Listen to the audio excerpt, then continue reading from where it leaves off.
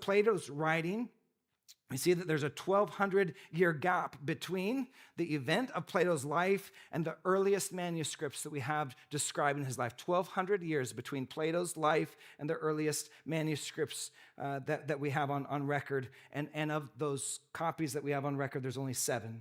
And yet Plato's writings are considered to be valid. Caesar's life, there's a 1,000-year gap between the events and the recording of the events, and on record, we only have 10 copies.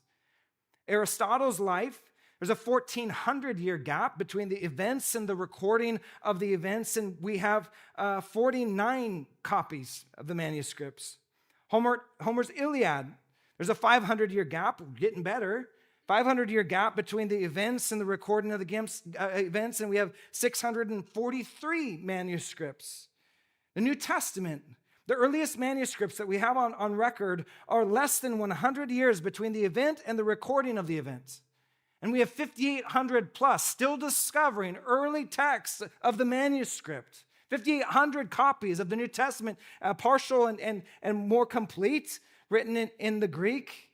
You would expect that the more copies we have, the more variants that we have within the copies. And so of the variants that we have within the 5,800 plus copies of the New Testament, partial copies that we have of the New Testament, you would expect there to be some variants. And of those variants, it is stated by both Christian and secular scholars that less than 1% of those variants are considered to be significant. And Bart Ehrman, who wrote the book Misquoting Jesus, he's a textual critic. He does not ascribe to Christianity. He's out at Chapel Hill on the East Coast, speaks in a number of different events.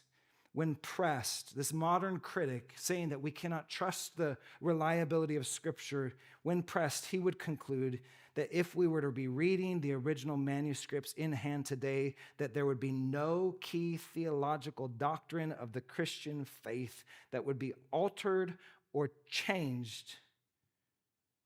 So of the less than 1% significant variance in the 5,800 copies we have of the New Testament, you could say that they're not that significant if no doctrine or theology of our faith would change. So we can be confident that what we're reading bears authority in our life because it originates from God.